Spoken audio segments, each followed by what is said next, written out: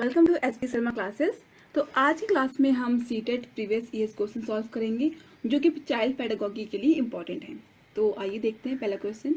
तो पहला क्वेश्चन में पूछा हुआ है कि which one of the following is a good example of scaffolding, यानी कि इनमें से कौन सा स्केप फोल्डिंग, यानी कि जिस स्केप फोल्डिंग यानी कि जब हम एक बच्चे की मदद करते हैं उसकी जो प्रॉब्लम है उसको सॉल्व करने के लिए, उसमें हमारे लिए सही एक उदाहरण की तरह आता है। तो उसमें क्या है, learning of a problem solving task till student is able to do it by herself, यानी कि किसी बच्चे की मदद करना जब तक वो खुद ही उस चीज को सीख नहीं लेता। तो पहला ऑप्शन है offering a reward for solving the problem quickly, यानी कि हम उसको अवार्ड देंगे ताकि वो अपनी प्रॉब्लम को बहुत जल्दी सॉल्व कर सके। सेकंड में बोला हुआ है कि telling her that she can do it bye trying again and again, यानी कि हम उसको बताएंगे कि किस तरह वो चीज़ों को बार बार करके सीख सकता है, राइट। थर्ड में बोला हुआ है कि providing a half solve example, यानी कि हम उसकी आधी मदद करेंगे या फिर आधा उदाहरण देके उसकी जो प्रॉब्लम है उसको सॉल्व करने की कोशिश करेंगे।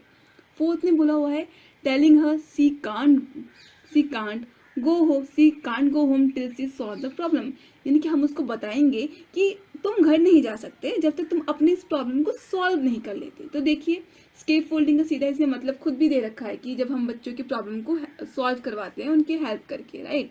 तो इसमें क्या बोला है, देखो ए तो हमारा रॉन्ग हो जाएगा कि हम उसको अवार्ड देने की बात हो रही थी। सेकंड में बोला हुआ था कि हम उसको बार बार करने के लिए कहेंगे, तो वो भी गलत हो जाएगा क्योंकि हमको हेल्प प्रोवाइड करनी है ना।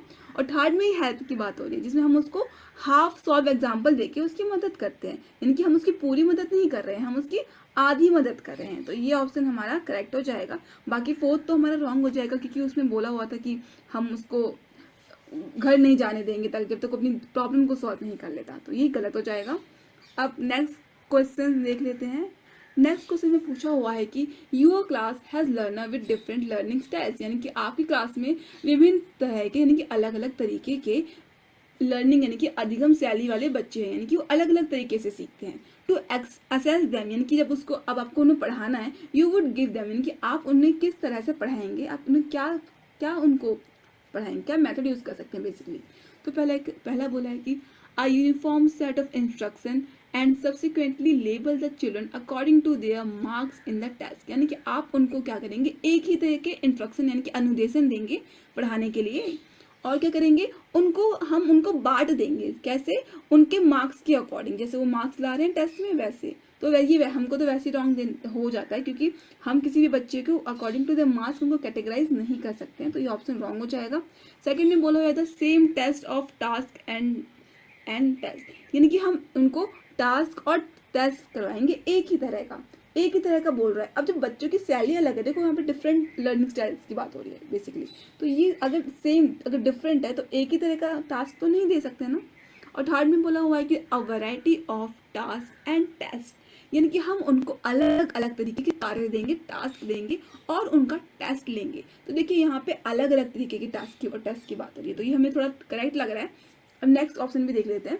नेक्स्ट ऑप्शन में बोला हुआ है कि the same time to perform on test, यानी कि सबको एक ही तरह का हम समय देंगे ताकि वो टेस्ट में परफॉर्म कर सके।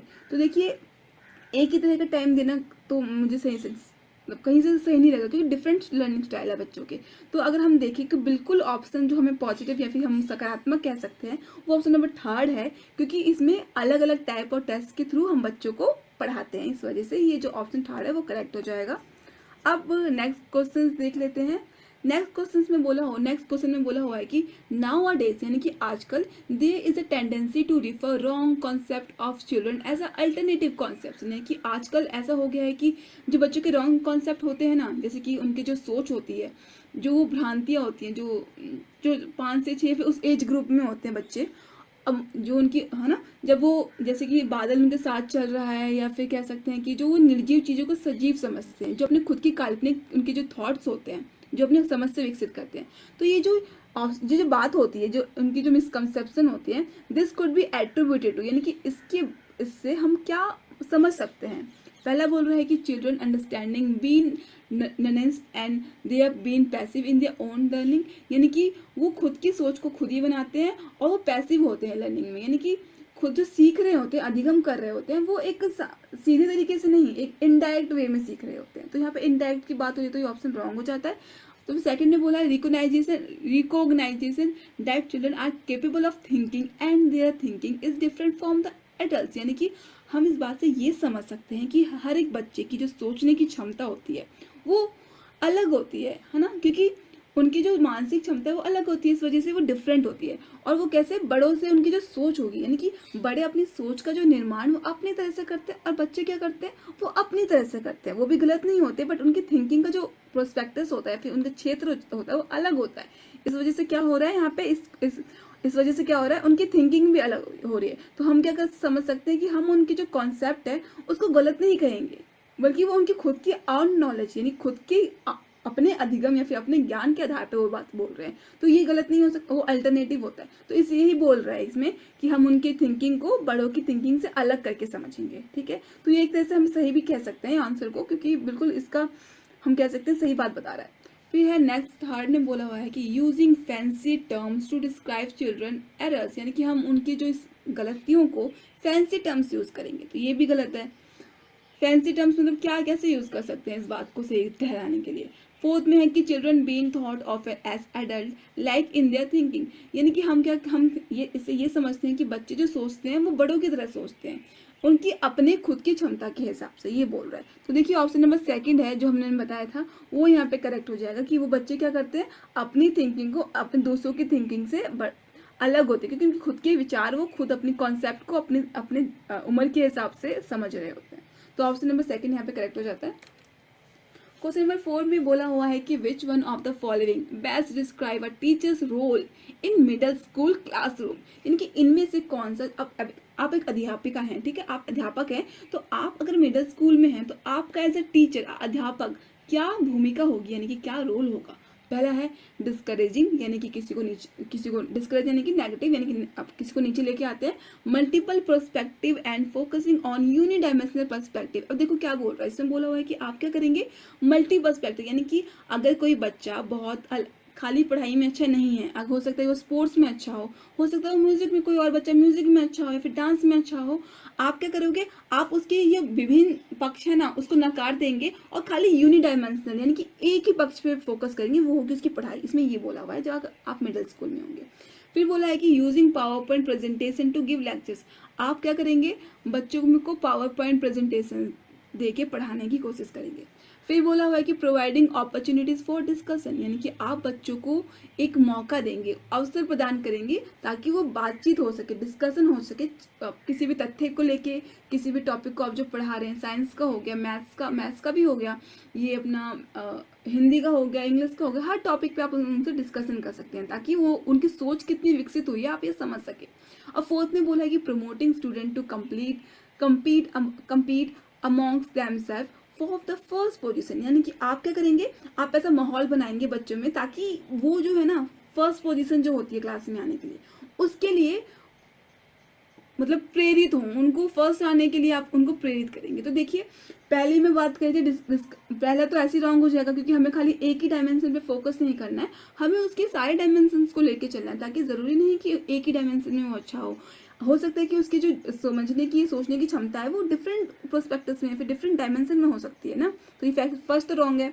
सेकंड में पावर पॉइंट की बात है तो वो एक पॉइंट हो सकता है कि वो अच्छा पॉइंट हो सकता है पढ़ाने का, बट पूरा आप उसको नहीं लेके नहीं चल सकते। थर्ड में बोला था कि अपॉर्चुनिटी प्रोवाइड करेंगे, तो ये तो करेक्ट है क्योंकि देखिए आप जितनी अपॉर्चुनिटीज बच्चों को उनको इन्वॉल्व करके डिस्कशन में लाके आप अगर उनको इन्वॉल्व करते हैं तो उससे क्या होगा ना कि आप जो डिस्कशन हो रहा है उससे उसकी सोच का आप वो कितना उसकी थिंकिंग किस लेवल पे है आप ये जान पाएंगे। दूसरा उसके बच्चे की खुद की जो समझ है वो खुद कैसे बता रहा है वो सामने आ पाएगा। तो उससे क्या होगा जो लर्निंग प्रोसेस होता है, जो अधिगम की जो प्रोसेस होता है, प्रक्रिया होती है, वो बहुत अच्छे से होगी। इस वजह से ऑप्शन नंबर थर्ड है वो करेक्ट है। जबकि इसमें जो फोर्थ में कंपटीशन की बात कही गई थी वो तो ऐसे ही रॉन्ग हो जाएगा क्योंकि आपका काम किसी भी बच्चों को अलग अलग करके नहीं बल्कि आपको साथ में सबको प्रेरित करना होता है, ना कि किसी पोजीशन के लिए।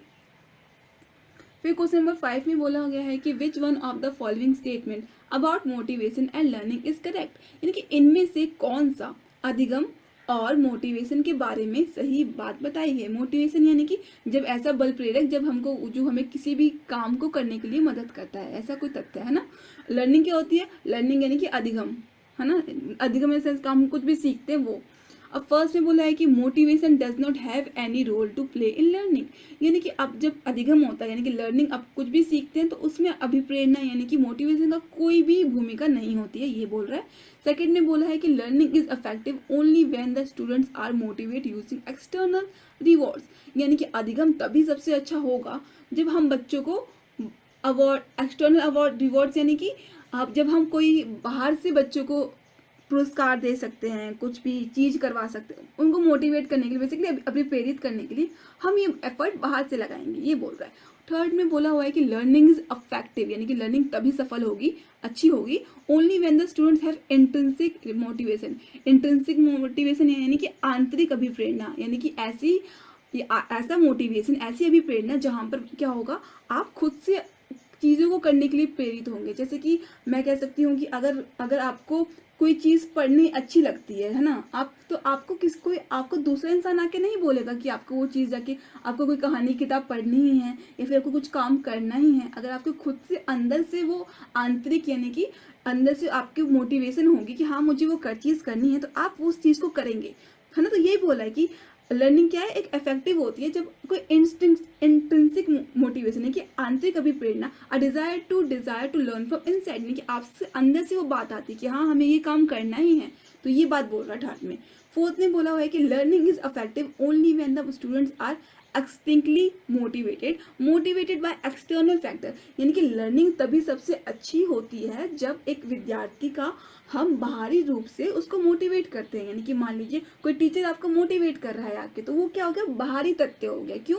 क्योंकि वो कोई आंतरिक नहीं है, वो एक बाहर से ऐसा कोई फैक्टर लेके आया है जो आपको उस काम को करने में मदद कर रहा है। तो यही बोला कि लर्निंग सबसे अच्छी तभी होती है जब कोई बाहर से आके आपको मोटिवेट करता है ना, ये बोला। फैक्टर यानी कि जो एक कारक होता है वो फैक्टर होता है। तो देखिए फर्स्ट तो हम रॉन्ग कर देंगे क्योंकि मोटिवेशन का नहीं की बात हो रही थी कि मोटिवेशन का रोल ही नहीं होता, तो ये गलत हो जाएगा। सेकंड भी रॉन्ग हो जाएगा क्योंकि इसमें कहा कि खाली गिफ्ट देके या फिर रिवॉर्ड देके कैसे सही हो सकता है।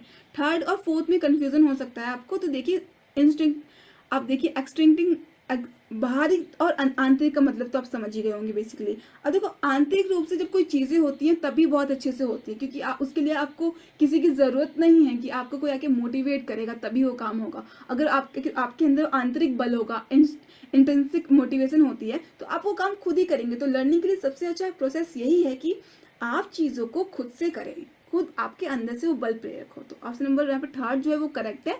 बाहरी प्रेरक के परसेंटेज से ठीक है पर वो नीचे आएगा, सबसे महत्वपूर्ण आंतरिक प्रेरक होता है, इस वजह से थर्ड करेक्ट है।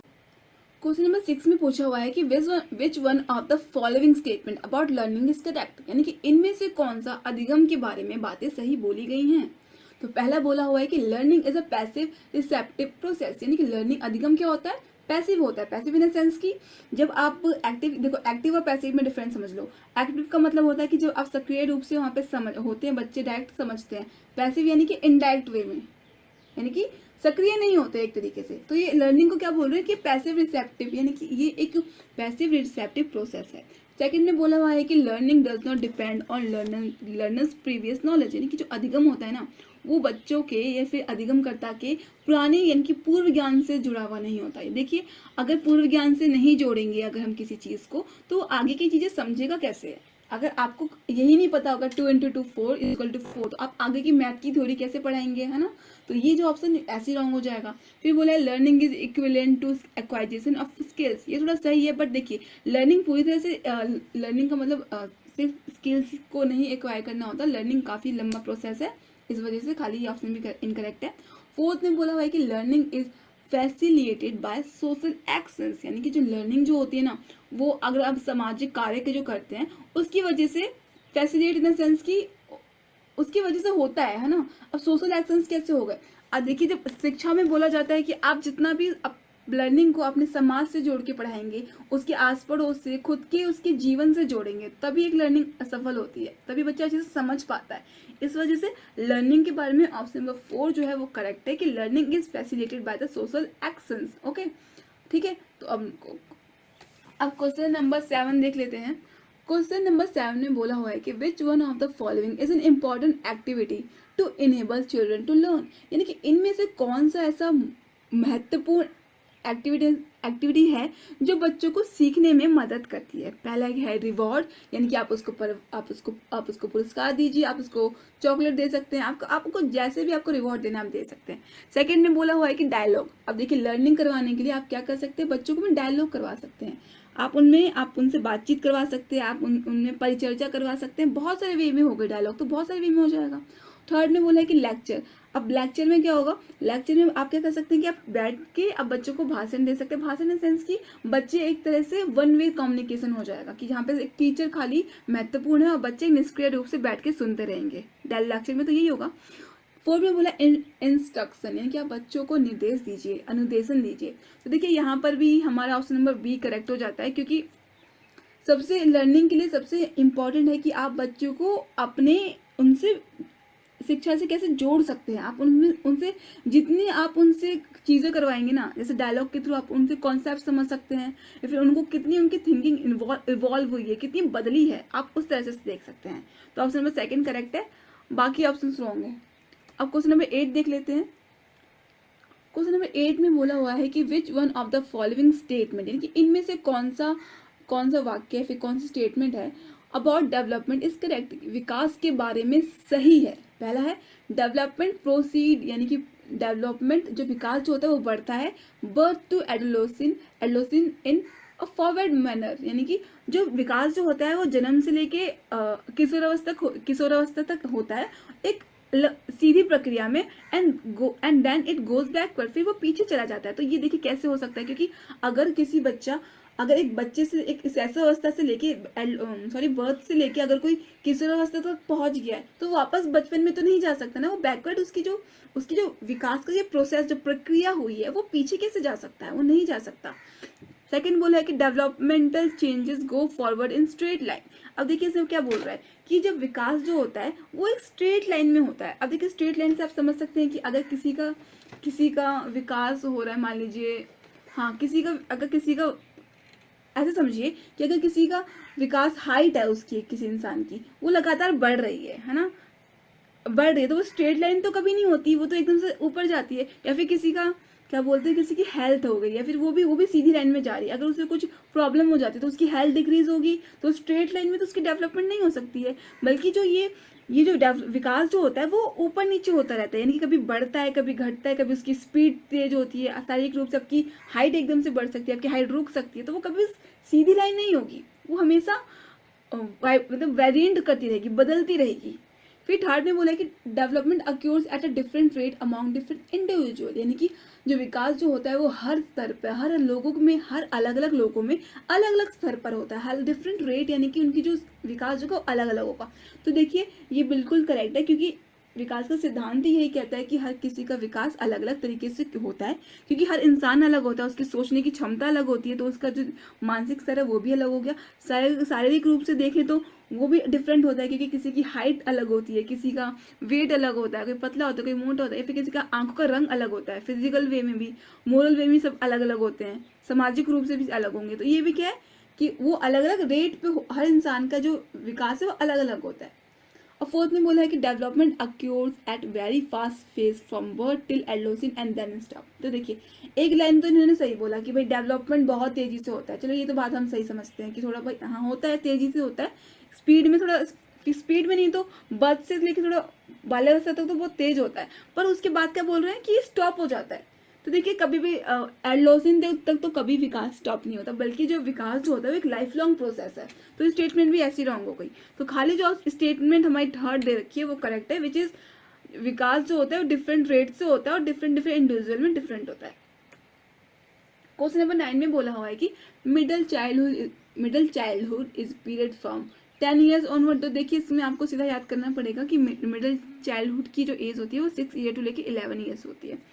बाकी 2 ईयर्स से तो आपकी शैशवावस्था यानी कि वो स्टार्ट हो जाता है, और बाल्यावस्था का एज है ना, तो ये गलत ऑप्शन, ऐसे आपको समझना पड़ेगा। ये क्वेश्चन नंबर 10 ने बोला है कि environmental factor don't play any role, यानी कि जो बाहरी कारक होते हैं, जो वातावरण के कारक होते हैं, role in shaping an individual since growth of each individual determined by genetic makeup. यानी कि इस क्वेश्चन में बेसिकली ये बोल रहा है ना कि जो हमारा जो वातावरण होता है, किसी भी इंसान के विकास के लिए वातावरण की कोई भूमिका नहीं होती है, बल्कि खाली जेनेटिक्स यानी कि जो हम अपने माता वंशानुक्रम यानी कि हेरिडिटी जो हम अपने माता पिता से ग्रहण करते हैं, हमारे विकास के लिए वही महत्वपूर्ण है और बाकी कोई चीज़ महत्वपूर्ण नहीं है। और तो इस बारे में जो बात बोल रहे हैं तो वो इसमें स्टेटमेंट में से कौन सा करेक्ट है? पहले बोला है कि ये बात गलत है, since they are have many several researches to prove that environment can be have a major influence on development. यानी कि ये बात गलत है क्योंकि ऐसे बहुत सारे रिसर्च हो चुके हैं जहाँ पे ये बताया जा चुका है कि जो बच्चे के विकास के लिए एनवायरनमेंट का भी बहुत महत्वपूर्ण पक्ष होता है। तो ये स्टेटमेंट तो वैसे करेक्ट है हमारे हिसाब से, क्योंकि विकास जो होता है ना वो तीन फैक्टर्स की वजह से हो रहा होता है। पहला एनवायरनमेंट होता है, दूसरा हेरिडिटी होती है, तीसरा लर्निंग होती है। इन तीनों के ही मेल से किसी भी इंसान का विकास होता है। तो अगर हम कहते हैं कि वातावरण से कोई फर्क नहीं पड़ रहा है तो ये तो ऐसे ही गलत हो जाएगा कि वातावरण से तो बहुत सारी डेवलपमेंट होती है, सोशल होती है, मोरल होती है, इमोशनल होती है, काफ़ी डेवलपमेंट होती है। तो अब ये जो फैक्टर बोल रहा है वो तो गलत हो जाएगा। ये जो स्टेटमेंट है ऐसी गलत है, तो ये इनकरेक्ट है। बाकी दोनों में बोल रखा है, सेकंड और थर्ड में कि करेक्ट है, और थर्ड में भी करेक्ट बोल रखा है, तो ये तो हमें ऐसे ही रॉन्ग कर देना है। तो ऑप्शन नंबर फर्स्ट है वो करेक्ट हो जाता है। अब क्वेश्चन नंबर 11 में बोला हुआ है कि dash is a process through which a human infant begin to acquire the necessary skills to perform as a functioning member of the society. यानी कि इनमें से कौन सा ऐसा प्रोसेस होता है जिससे जो इंसान होता है, ये बच्चा होता है, छोटा बच्चा शैशवावस्था में, वो धीरे धीरे अपनी जो स्किल सीखते हैं, स्किल यानी कि बोलना, चलना या फिर बात करना, ये सब स्किल्स होती हैं। वो अपने समाज का मेंबर बन के सीखता है। देखो समाज की बात हो रही है, तो क्या आ गया? सोशल से क्या हो गया? सोशलाइजेशन, समाजीकरण का बात हो रही है, विकास की बात नहीं हो रही है। फर्स्ट में देखा था डेवलपमेंट, तो डेवलपमेंट रॉन्ग हो जाएगा क्योंकि विकास नहीं हो रहा है, स्किल्स ले रहा है। कैसे? समाज से ले रहा है। अगर फिजिकल वे में बोला होता तो हम सही करते कि डेवलपमेंट हो रही है, बट यहाँ पे समाज की बात हो रही है। सेकंड में बोला है सोशलाइजेशन, और सोशलाइजेशन करेक्ट हो जाएगा बिल्कुल, क्योंकि सामाजिकरण एक ऐसी प्रक्रिया होती है, सोशलाइजेशन ऐसी प्रक्रिया होती है जहाँ पर बच्चे समाज से मेल मिलाप करते हैं और अपनी समाज से चीज़ों को ग्रहण करते हैं, तो वो सोशलाइजेशन का प्रोसेस होता है। थर्ड में बोला था लर्निंग, अधिगम। देखो अधिगम तो हो रहा है पर समाज से अगर वो जुड़ रहा है तो यहाँ पे सोशलाइजेशन के थ्रू हो रहा है, तो बेसिकली थर्ड सेकंड करेक्ट है। मैचुरेशन होगा नहीं क्योंकि मैचुरेशन तो भाई आगे का प्रोसेस है, यहाँ पे कोई इसका रोल नहीं है। अब क्वेश्चन नंबर 12 देख लेते हैं। क्वेश्चन नंबर 12 में बोला हुआ है कि अकॉर्डिंग टू पियाजे, यानी कि पियाजे के अनुसार, which one of the following factor play an important role influencing development. यानी कि इनमें से पियाजे के अनुसार ऐसा कौन सा कारक होता है जो किसी भी इंसान के विकास को बदलने के लिए, यानी कि उसको उस पर एक कह सकते इन्फ्लुएंस, यानी कि उसमें जो बदलाव लेके आता है, इन्फ्लुएंस उसका जिसका असर पड़ता है उसके ऊपर। पहला है रीइंफोर्समेंट, यानी कि किसी भी बच्चे के विकास में हम उसको कैसे अच्छा, दो पॉजिटिव नेगेटिव रीइंफोर्समेंट दे सकते हैं, उनको गिफ्ट दे सकते हैं, नकारात्मक रूप से भी उसको प्रेरित कर वो गिफ्ट दे सकते हैं, या फिर है ना। सेकंड में है लैंग्वेज, यानी कि पियाजे ने बोला कि भाषा कब पे पड़ेगा असर, तो भाषा का तो भाई वाइगोस्की का था। थर्ड में बोलता है experience with the physical world, यानी कि आप वो कितना समाज से जुड़ता है उस पर असर पड़ता है, तो यही करेक्ट है। क्योंकि पियाजे ने बोला था कि किसी भी बच्चे का बौद्धिक विकास के लिए जितना वो अपने जो सोशल यानी कि एनवायरनमेंट से जितना वो बढ़ता जाता है एज के हिसाब से, वो उतनी चीज़ें ग्रहण करता रहता है, उसी के हिसाब से अपनी बौद्धिक क्षमता को बढ़ाता रहता है, बढ़ती रहती है एज के हिसाब से। तो थर्ड करेक्ट है। फोर्थ इमिटेशन सही नहीं है, खाली ऑप्शन नंबर थर्ड है वो करेक्ट है। क्वेश्चन नंबर 13 में बोला हुआ था cognitive ability that comes in pre operational period is hypothetical deductive thinking, तो ये नहीं होगा, वो होती है अपनी लास्ट स्टेज में होती है पियाजे के। एबिलिटी टू एब्स्ट्रैक्ट थिंकिंग, ये भी नहीं होगा। Ability of goal oriented behaviour, तो ये इसमें देखते हैं। फोर्थ ने बोला है कि एबिलिटी टू टेक पर्सपेक्टिव, यानी कि तो इसमें क्या है, इसमें क्या होगा, ability to take other perspective, ये हमारा हो जाएगा आंसर, कि हम दूसरों की जो बातों को के हिसाब से काम करते हैं। प्री ऑपरेशनल स्टेज की बात हो रही है, which is from 2 to 7 pre operational stage. फिर है 14, विच one of the following is correctly match pair, यानी कि जो इसमें से कौन सी जो बातें हैं वो सही से मैच की गई है। पहला है social contract of orientation, physical consequences of an action determine whether it's good और बैड, यानी कि हम समाज से कैसे क्या समझ रहे हैं। फिजिकल यानी कि अच्छा या बुरे की बात करें, बेसिकली यहाँ पे जो हमारी जो कॉल्सबर्ग की थ्योरी थी, रूढ़िबद्धता की, कॉल्सबर्ग की थ्योरी थी जो मोरल डेवलपमेंट की, उनमें से ये सब बातें हैं।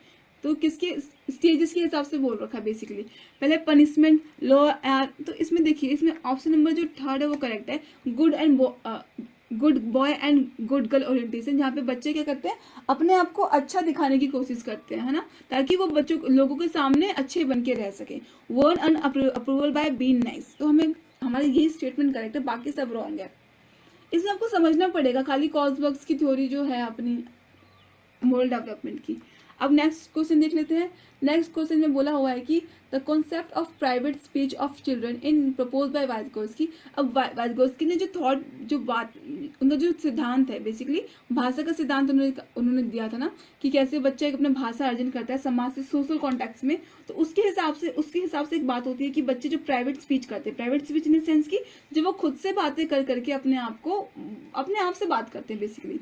ऑप्शन 1 में बोला है कि shows that children are stupid and thus need the guidance of adults, यानी कि बच्चे मूर्ख होते हैं और उनको ना बड़ों की गाइडेंस, यानी कि बच्चों की बड़ों की गाइडेंस की जरूरत होती है। सेकंड में बोला है कि illustrate that children are egocentric, ये बता रहा है कि बच्चे जो खुद से बात कर रहे हैं तो वो बहुत ही अहम केंद्र देते हैं, उनमें खुद में अहम की भावना है। सेकंड थर्ड ने बोला कि सोच दैट चिल्ड्रन लव देमसेल्फ, अगर वो ऐसे करते हैं तो मतलब वो खुद से प्यार करते हैं। फोर्थ बोल रहा है कि illustrate that children use speech to guide their own actions, यानी कि यहाँ पे क्या हो रहा है, बच्चे खुद को ही निर्देश देते हैं ताकि वो कुछ काम कर सके, अपने खुद के काम को करने के लिए वो ऐसा करते हैं। तो देखिए बच्चे ये प्राइवेट स्पीच यानी कि खुद से बातें इसलिए करते हैं क्योंकि वो अपने आप को निर्देश दे रखे होते हैं कि मुझे ये उठा के यहाँ रखना है, मैं यहाँ पर लेके रख देता हूँ, खुद से ही बातें करते हैं, यानी कि वो खुद से ही ऐसे करके अपने आप को गाइड करते हैं। इसलिए ऑप्शन नंबर 4 है वो करेक्ट हो जाता है, विच इज कि बच्चे खुद को गाइड करते हैं। क्वेश्चन नंबर 16 में बोला है कि according to Vygotsky learning can't be separated from, यानी कि वाइगोत्स्की के हिसाब से जो अधिगम को किससे अलग नहीं किया जा सकता। ठीक है, पहले बोला कि perception and attentional process. Second में बोला कि इट्स सोशल कॉन्टेक्स्ट, यानी कि सामाजिक कॉन्टेक्स्ट से। फिर है रेनफोर्समेंट, यानी कि उसको पुरस्कार देने से। फिर है फोर्थ है मिजरेबल चेंज इन बिहेवियर। तो इसका आंसर हमारा है, इसका आंसर सोशल कॉन्टेक्स्ट में इसका आंसर है miserable change in behaviour. Question number 17 देख लेते हैं। आप progressive education entails that the classroom is, यानी कि जो प्रगतिशील शिक्षा जो होती है वो क्या बताती है ना क्लासरूम में। पहला है कि एज ए टीचर आपका क्या रोल होना, बेसिकली यही बोला कि आप क्या कर सकते हो, कैसे क्लास होनी चाहिए basically. In a full control of the teacher, वो डिक्टेटर। देखो डिक्टेटर इसमें क्या बोला है कि इसमें बोला है कि अध्यापक को ना पूरा कंट्रोल करके रखना चाहिए। क्यों? और डिक्टेटर का मतलब हो गया कि आप एक तानाशाह के रूप में, यानी कि जैसे कि आप उस पर पूरा कंट्रोल करके रखे और बच्चों को हिलने तक ना दे, बात तक करना ना दे। डिक्टेटर का मतलब तो यही हो गया। सेकंड ने बोला कि डेमोक्रेटिव, यानी कि एक लोकतांत्रिक प्रजातांत्रिक, हमारा डेमोक्रेटिव कंट्री तो ऐसे समझ सकते हैं, democratic and there is a space given to children for their understanding, यानी कि हम बच्चों को एक तरीके से कह सकते हैं कि अच्छे से उनको ऐसे पढ़ाएंगे ताकि वो लोग खुद की जो बातों को बता सके, खुद की समझ को जता सके, है ना। डेमोक्रेटिव का मतलब तो ये हो गया जब सबको अपनी बात बोलने का हक होता है, तो ऐसी प्रगतिशील शिक्षा का मतलब ये होता है। थर्ड में बोला है authoritarian where the teacher dictates and student follow meekly, यानी कि ऑथोरिटी की पोजीशन पे टीचर को रखेंगे ताकि वो बच्चों को एक तरीके से अपने ही बातों को निर्देश दे और बच्चे काम करें, मूक बन के उसको फॉलो करें, बेसिकली यही है। फिर बोला कि free from all with the teacher absent from it, free from all with the teacher absent from it, यानी कि बच्चों को अलग करके रखें, है ना, एब्सेंट फॉर इट, बच्चे फ्री रहें जहाँ पे अगर टीचर एब्सेंट होता है तो देखिए यहाँ पे ऑप्शन नंबर 2 है वो करेक्ट है, क्योंकि प्रगतिशील शिक्षा का सबसे उद्देश्य ये है कि आप बच्चों को कैसे सिखाते हैं, उनको खेल खेल के सिखाइए। अब अगर उनको ऐसे अच्छे से सिखाएंगे तो हम उनको बांध के नहीं रख सकते हैं। शिक्षा में बच्चों को फिर बांध के नहीं रखा जाता, उनको ऐसे डेमोक्रेटिव यानी कि ऐसा माहौल प्रदान किया जाता है जहाँ पे वो अपने खुद की समझ को विकसित कर सके। इसलिए क्वेश्चन नंबर 17 है वो हमारे। अब क्वेश्चन नंबर 18 देख लेते हैं। क्वेश्चन नंबर 18 में बोला हुआ है कि which one of the following, यानी कि इनमें से कौन सी बातें illustrate a person with linguistic intelligence, यानी कि इनमें से कौन सी बातें ये बता रही हैं कि एक लिंग्विस्टिक इंटेलिजेंस वाले इंसान के बारे में, है ना। तो देखिए हार्टलेस गार्डनर ने दी थी थ्योरी इंटेलिजेंस की, जिसमें लोगों के 8 टाइप्स की इंटेलिजेंस होती है और वो डिफरेंट अपने उसके हिसाब से अपने उस फील्ड में अच्छा काम करते हैं, है ना। देखो पहले में क्या बोला है, the ability to handle long chains of reasoning. देखो रीजनिंग का मतलब तो सीधा मैथ से हो गया।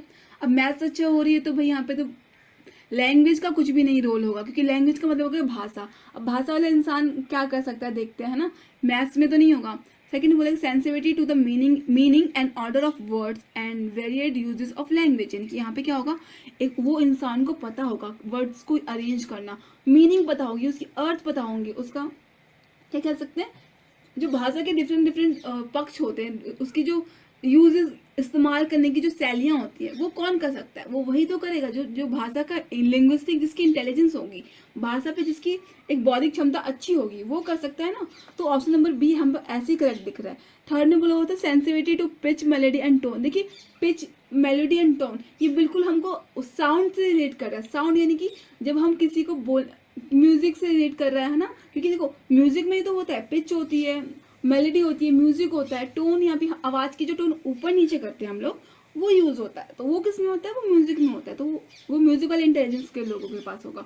और the ability to notice and make distinctions among others, है ना। तो देखो सिंपल से मतलब समझ लो कि सेकंड यहाँ पे करेक्ट है, क्योंकि यहाँ पे वर्ड्स का यूज हो रहा है, लैंग्वेज का यूज हो रहा है। फिर 19 में बोला हुआ है कि language dash thought is language is a thought process, यानी कि एक स्पेस दे रखा है, उसको बताइए क्या इसमें फिल करेंगे। पहला है can't determine the thought process, यानी कि देखो ये तो होगा नहीं कि लैंग्वेज, भाषा थॉट प्रोसेस को डिटरमाइन नहीं कर सकती, तो रॉन्ग है। फिर बोला है कि डज नॉट इन्फ्लुएंस द, तो ये भी गलत है, क्योंकि इन्फ्लुएंस तो करता है ना, लैंग्वेज और थॉट प्रोसेस इज लाइक मिले हुए हैं दोनों, थॉट एक तरह से उनका कॉम्बिनेशन चलता है साथ में। टोटली गवर्न अवर, तो ये बोल रहा है कि ये पूरी तरह से गवर्न करता है।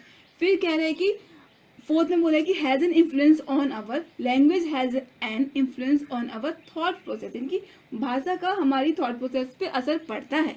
तो ये बिल्कुल सही है। देखो गवर्न नहीं करता, कि इन्फ्लुएंस पड़ रहा है उसके ऊपर, बिल्कुल जैसे कंट्रोल नहीं कर रखा, बट उसका असर पड़ता है ना हमारी भाषा का हमारी थॉट प्रोसेस पे, इस वजह से। अब देखिए 20 में क्या बोला है, 20 में बोला हुआ है कि a text book of class 8 has the following illustrations, यानी कि एक टेक्स्ट बुक में ये सब बातें समझा रखी हैं। Women as a teacher and maids, यानी कि एक जो महिला को अध्यापिका और मेड के रूप में, है ना, मेड के रूप में दिखाया गया है। While mens as a doctor and pilot, बल्कि एक जो पुरुषों को कैसे दिखाया गया है, डॉक्टर्स और पायलट के रूप में दिखाया है। तो this type of depiction is likely to promote, यानी कि अगर आप इस तरह से बच्चों को दिखाते हैं किताबों में, तो ये क्या दिखा रहा है, बेसिकली ये बोल रहा है। पहले बोला कि जेंडर एम्पावरमेंट, यानी कि आप इसमें जेंडर एम्पावरमेंट, यानी किसी को सशक्तिकरण की बात हो रही है, तो ये तो बिल्कुल नहीं हो रहा है। आप उसको रोल सेट कर रहे हैं, तो वो कैसे एम्पावरमेंट की बात कर सकते हो। जेंडर स्टीरियोटाइपिंग, लिंग रूढ़िबद्धता की बात हो रही है, तो देखिए यहाँ पे बिल्कुल साफ तरीके से हमको लिंग रूढ़िबद्धता दिख रही है। फिर जेंडर स्टीरियोटाइपिंग दिख रही है, स्टीरियोटाइप इन सेंस कि आप किसी इंसान को, आप किसी भी पुरुषों या फिर महिलाओं को, दोनों की बात हो रही है बेसिकली, कि आप उनको जो पहले की परंपराएं चल रही हैं उसके हिसाब से, आप उनके हिसाब से उनको रोल दे देते हो कि आप ये जो है वही काम करते हैं, और ये जो बद्धता, रूढ़िबद्धता चली आ रही है, तो ये बेसिकली रूढ़िबद्धता की ही चीजें दिखा रहे हैं। जेंडर रोल प्ले नहीं हो रहा है यहाँ पे। जेंडर रोल प्ले तो होता है कि आप उनकी जो भूमिकाएं होती हैं वो होता है, और जेंडर कंसिस्टेंसीज भी नहीं होगा। सिंपल मीन्स जेंडर स्टीरियोटाइपिंग हो रही है यहाँ पे, और कुछ नहीं होगा। क्वेश्चन नंबर 21 में बोला है कि there are vast differences among the student of these as a teacher need to be sensitive to।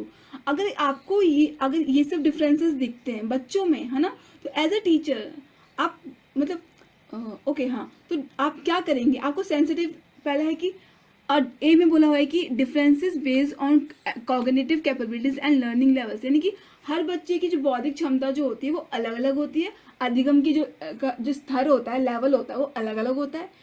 तो इसके बारे में कौन सा सही है, बेसिकली ये बोल रहा है। बी में बोला है कि difference based on diversities of language, caste, gender, religion and community. देखिए हर इसमें बोला है कि बच्चे का जो डाइवर्सिटी, यानी कि जो अलग अलग क्षेत्र से बेसिकली लोग आते हैं ना, और डाइवर्सिटी किसमें बोल रहा है, भाषा में, कास्ट में, जेंडर में, लिंग में, रिलीजन में, धार्मिकता में, कम्युनिटी में, कौन से क्षेत्र से आ रहे हैं, कौन से कम्युनिटी से आ रहे हैं, धार्मिक क्षेत्र में।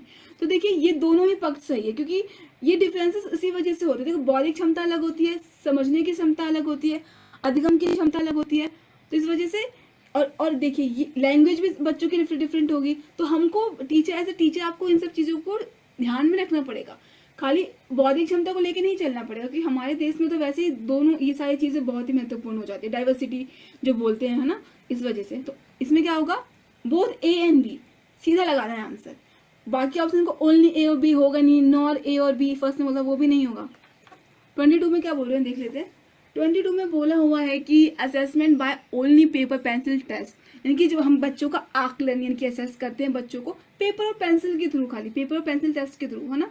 तो वो क्या होगा, प्रमोस्ट होलिस्टिक असेसमेंट। तो देखो होलिस्टिक असेसमेंट तो होगी नहीं, यहाँ पे बच्चों का सर्वमुखी विकास तो हो नहीं रहा है ना। उसका बस आप पेपर पेंसिल से आप कितना बच्चों को उसके रटने शैली पे आप उस टेस्ट कर सकते हैं, लिखने की शैली पे। सेकेंड में बोला है कि लिमिट असेसमेंट, ये आकलन को रोकता है, यानी कि एक जो असेसमेंट का एक बहुत बड़ा दायरा होता है कि आप एक ही तरह से असेसमेंट तो कर नहीं सकते हो, बच्चों को और भी तरीके से कर सकते हो, उसके एक्टिविटीज के थ्रू असेस कर सकते हो उसे कितना आता है ना। ओरल असेसमेंट हो सकता है, बहुत से असेसमेंट हो सकती है, खाली लिमिट तो ये तो खाली लिमिट ही कर रहा है, रोक ही रहा है।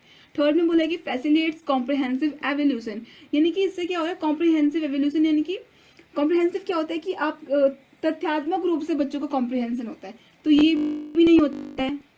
फिर बोल रहा है कि फैसिलिटेट्स कंटिन्यूअस एवोल्यूशन, इससे क्या हो रहा है कि बच्चों की एवोल्यूशन कंटिन्यूअस लगातार एवोल्यूशन होने लगेगा, तो ये भी गलत है क्योंकि ये सब पॉजिटिव पॉइंट्स हैं, है ना। तो देखो, तो इसमें देखो पॉजिटिव पॉइंट्स है, बल्कि जो ये जो है पेपर पेंसिल से क्या हो रहा है, लिमिट करता है, असेसमेंट को रोकता है, प्रमोट नहीं करता। फर्स्ट में बोलता है प्रमोशन की बात कही थी कि सर्वमुखी असेसमेंट होगा, होलिस्टिक वो नहीं होगा, फैसिलिटेट करेगा वो भी नहीं होगा, फैसिलिटेट कंटिन्यूस ये भी नहीं हो रहा है, खाली क्या कर रहा है लिमिट कर रहा है असेसमेंट को, इसलिए ऑप्शन नंबर 22 है जो करेक्ट है। क्वेश्चन नंबर 23 में बोला हुआ है कि a teacher has a hearing impaired child in a middle school class, यानी कि एक अध्यापक है, उसकी क्लास में एक ऐसा बच्चा है जिसको सुनने में दिक्कत आती है, हियरिंग इम्पेयरमेंट का केस है बच्चे में, ओके। तो it is important for her, यानी कि अध्यापक के रूप में आप क्या करेंगे।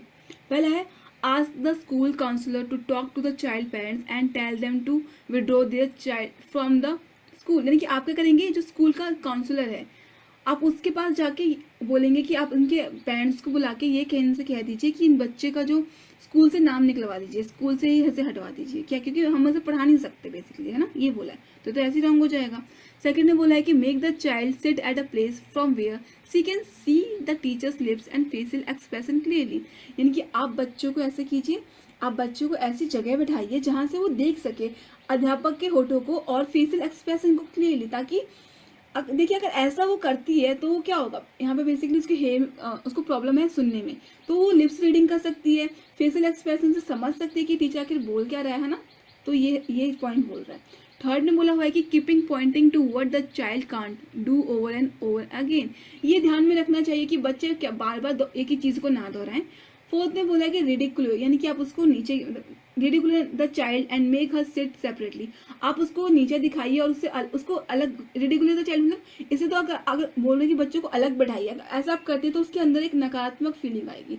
सो that she can join an institution for hearing impaired, और ऐसा करने से क्या होगा कि वो क्या करेगी, वो एक अलग इंस्टीट्यूट करे जो ज्वाइन करेगी, जो हियरिंग इम्पेयरमेंट के बच्चों के लिए होता है, जो सुनने में बच्चे सुन नहीं पाते उनके लिए होगा। तो देखिए ये सब ऑप्शन आप ये भी नहीं कर सकते, ये भी रॉन्ग है, खाली जो ऑप्शन नंबर सेकंड है जहाँ पे आप बच्चों को अलग अलग सीट पे बैठाते हैं ताकि वो आपको सुन सके, वो ठीक हो जाएगा। बाकी ऑप्शंस में नेगेटिव पॉइंट बोल रखे हैं। थर्ड ने बोला है कि आप बोला है पर वो बिल्कुल करेक्ट नहीं है। क्वेश्चन नंबर 24 में बोला हुआ है कि a teacher can effectively respond to the need of the children from disadvantage sections of society, हाँ, यानी कि एक से बोल रहा है कि आप जो बच्चे डिसएडवांटेज सेक्शन ऑफ सोसाइटी से आते हैं उनको कैसे, उनकी ज़रूरतों को कैसे रिस्पॉन्ड करेंगे, कैसे उसको मतलब कैसे उसको बताएंगे, है ना। पहला है कि adapting her pedagogy to the needs of every child in the classroom, यानी कि आप क्या करेंगे, अब अलग अलग बच्चे से ग्रुप से बच्चे आए हैं तो आप ये कर सकते हैं कि आपकी जो पढ़ाने की शैली है, जो आपकी पेडागॉगी है, शिक्षा शास्त्र में आप बदलाव ला सकते हैं, शिक्षण और उस बच्चों के हिसाब से आप पढ़ा सकते हैं। सेकंड ने बोला कि ignoring their background and asking them to chores in the school, यानी कि आप उनकी जो उनका बैकग्राउंड है उसके कहाँ से आए हैं, और चोर्स यानी कि आप स्कूल के काम करवाइए उनसे, तो ये तो गलत है। सेकंड ने बोला कि making them sit separately in the classroom, आप उनको अलग बैठाइए ताकि so that they can do not mix with the other children. अगर वो अलग तबके से आए हैं तो आप उनको ऐसा कीजिए, आप उनको अलग क्लासरूम में बैठा दीजिए ताकि वो अलग दूसरे बच्चों से मिल ना सके। तो ये भी रॉन्ग है, क्योंकि ये आप मतलब कहाँ से आप करवा, कोई इसमें तुक ही नहीं है। फोर्थ में है कि telling other children to treat the children from disadvantage background with sympathy, यानी कि आप ऐसा कीजिए, जो बच्चे हैं ना आपके क्लास में पहले से, आप उनसे कहिए कि जो बच्चे आए हैं उनके साथ सिंपैथी के डिफरेंट सिंपैथी यानी कि भावना, उससे दया की नज़र से देखिए। तो आप ये सब नहीं करेंगे, आपको खाली अपने अधिगम शैली में फ़र्क लाना पड़ेगा पढ़ाने के तरीके में, और उससे क्या होगा, बच्चे समझ सकेंगे। ऑप्शन नंबर फर्स्ट जो है वो करेक्ट है, which is adapting her pedagogy to the needs of every child in the classroom. Question number 25 में बोला हुआ है कि चिल्ड्रन विद लर्निंग डिसेबिलिटी, यानी कि अधिगम अक्षमता वाले बच्चों के बारे में कौन सी बातें सही हैं। Are very active but have a low IQ, बहुत ही मतलब एक्टिव यानी कि बहुत ही काम करते हैं अच्छे से, पर उनका IQ कम होता है। फिर बोला हुआ है कि are very wise and mature, बहुत ही समझदार और मैच्योर होते हैं, तो ये भी गलत है। फिर बोल रहे हैं कि कांट लर्न एनीथिंग, कुछ भी लर्न नहीं कर सकते हैं, ये भी गलत है, क्योंकि लर्निंग डिसेबिलिटी है, कोई मेंटल डिसेबिलिटी नहीं है, खाली लर्न अधिगम अक्षमता है, सीखने में दिक्कत हो रही है, और डिफरेंट टाइप की लर्निंग डिसेबिलिटी होती है। फोर्थ ने बोला है कि struggle with some aspect of learning, तो ये बिल्कुल करेक्ट है। देखिए जो लर्निंग डिसेबिलिटी होती है बहुत सारी होती है, डिसकैलकुलिया होती है, मैथ की प्रॉब्लम होती है, डिस्ग्राफिया होती है, लिखने की प्रॉब्लम होती है, और बहुत सारी होती है ना, डिस्प्रेसियो हो गया, काफ़ी होती है। तो उसमें क्या होगा, बच्चे जो उनके सिर्फ अधिगम शैली पे फर्क पड़ेगा, ना कि वो ये सब बातें होंगी। क्वेश्चन नंबर 26 देख लेते हैं। Teacher can encourage children to think creatively by, यानी कि आप देखो क्रिएटिविटी की बात हो रही है, अब क्रिएटिविटी की बात होगी तो सिंपल है, इसमें हमको क्या करना पड़ेगा बच्चों के साथ, ये पूछ रहा है। Giving them multiple choice questions, अब देखो मल्टीपल चॉइस करने से कोई क्रिएटिविटी बढ़ती नहीं है, क्योंकि इसमें आप बस मल्टीपल चॉइस क्वेश्चंस के थ्रू आप बच्चे की नॉलेज को टेस्ट कर सकते हैं। सेकंड बोला है कि asking them to think of different ways to solve a problem, आप उनको क्या कर सकते हैं, आप डिफरेंट आप उनकी जो प्रॉब्लम्स है, आप कहोगे कि आप एक ही प्रॉब्लम का आप मुझे 5 सोल्यूशन ला के दो, किस तरह से मैं प्रॉब्लम सॉल्व करूँ, टीचर बच्चों से पूछेगी, तो बच्चा क्या करेगा, अपना दिमाग लगाएगा कि भाई कैसे सॉल्व करना है इसको, तो डिफरेंट मेथड्स लेके आएगा, यानी कि खुद ही क्रिएटिव, यानी कि खुद कुछ नई चीज़ लेके आना, है ना। तो यहाँ पे वो हो सकता है, तो एक तरह से करेक्ट भी हो सकता है। आगे देखते हैं। Asking them to memorise answers, देखिए यहाँ पे मेमोराइजेशन की बात हो रही है, यानी कि याद करने की बात हो रही है, तो ये ऐसे गलत हो जाएगा। Asking them to recall based answers, अब जो आपको आंसर हमने याद करा दिए हैं, आप उसको कर लीजिए, उसकी बात हो रही है, तो वो भी नहीं होगा। खाली क्या होगा, आप उसको नया कुछ भी अगर आप नया क्रिएट करवा रहे ना क्रिएटिव बच्चे से, तो वो आंसर ठीक हो जाएगा। और आपने यहाँ पे क्या करवाया, आपको उनके नए आंसर से आप ढूंढ रहे, तो वो करेक्ट हो जाएगा। क्वेश्चन नंबर 28 में बोला हुआ है कि which one of the following philosophical perspective need to be followed to deal with the children with special needs. अब देखिए आपके सामने स्पेशल नीड्स के बच्चे हैं, है ना, तो आपको किस तरह से उन्हें डील करना है, उनको कैसे आपको पढ़ाना है ना, ये पूछा हुआ है। पहले है कि they have a right to inclusive education and study in regular school, इनकी उनके बारे में बोला हुआ है कि उनके पास एक अधिकार है कि समावेशी शिक्षा में पढ़ने का, एक सामान्य स्कूल के बच्चों के साथ, इसमें ये बोला है। सेकंड ने बोला है कि they don't need any education at all. अब देखिए अगर स्पेशल नीड के बच्चे हैं तो उनको तो शिक्षा की जरूरत ही नहीं है, इसमें ये बोल रखा है, तो ये भी इनकरेक्ट है। थर्ड ने बोला है कि दे शुड बी सेग्रेटेड मतलब अलग कर देना, and put in a separate educational institute, आप उनको ऐसा कीजिए अलग कर दीजिए, और एक उनके लिए जो सेपरेट एजुकेशनल इंस्टीट्यूट है उसमें उन्हें डाल दीजिए, तो ये भी गलत हो जाएगा। फिर है they should be given only vocational training, तो देखिए ये भी गलत हो जाता है। देखिए वोकेशनल ट्रेनिंग का मतलब ये होता है कि आप उनकी क्या बोलते हैं, उनको किसी भी, जैसे बहुत सारी चीज़ें सिखाते हैं बच्चों को, ये सिलाई हो गया, या फिर एक और होता है, ये बहुत सारी चीज़ें होती है, पर देखिए आप खाली वोकेशनल ट्रेनिंग देखिए किसी अपने हिसाब से किसी फील्ड में नहीं डाल सकते बच्चों को। हो सकता है कुछ स्पेशल नीड के बच्चे में ऐसा टैलेंट हो जो आप नहीं कर सकते खुद, वो जो प्रोफेसर बन सकता है, कॉलेज में प्रोफेसर बन सकता है, बहुत सारी चीज़ें कर सकता है ना, खाली स्पेशल नीड है उसको कोई कुछ है ना, तो इस वजह से ये नहीं होगा। तो यहाँ पे हमारा फर्स्ट ठीक हो जाता है कि हम जो स्पेशल नीड के बच्चे हैं वो भी एक रेगुलर स्कूल में पढ़ सकते हैं। अब क्वेश्चन नंबर 29 देख लेते हैं। क्वेश्चन नंबर 29 में बोला हुआ है कि which one of the following is a central to learning, यानी कि इनमें से कौन सा अधिगम के लिए महत्वपूर्ण है। तो पहला है इमिटेशन यानी कि नकल करना, दूसरा है मीनिंग मेकिंग यानी कि अर्थ को अच्छी तरह से समझना, कंडीशनिंग तो बिल्कुल नहीं होगा, फोर्थ है रोड मेमोराइजेशन, रट्टा मार लेना। देखिए अधिगम तभी अच्छी तरीके से होता है जब हम एक उसको अर्थ ग्रहण करते हैं, उसको अच्छी तरह से समझते हैं।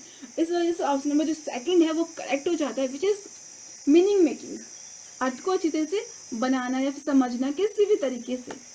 अब क्वेश्चन नंबर 30 देख लेते हैं। क्वेश्चन नंबर 30 में बोला हुआ है कि in an constructivist classroom as envisions by पियाजे एंड वाइटकोस्की, यानी कि पियाजे के अनुसार एक कंस्ट्रक्टिव यानी कि जब बच्चे जिसमें अपनी सोच को खुद ही ग्रहण करते हैं तो उसमें किस तरह से लर्निंग होगी। तो पहला है it is offering of reinforcement bye the teacher, कि टीचर को यहाँ पे रीइंफोर्समेंट यानी कि उनको बार बार पॉजिटिव रिइंफोर्समेंट, नेगेटिव रिइंफोर्समेंट कह सकते हैं कि दे सकते हैं, यानी कि उनको रीइंफोर्समेंट मतलब कि आप उसको कैसे रिवॉर्ड देते हैं।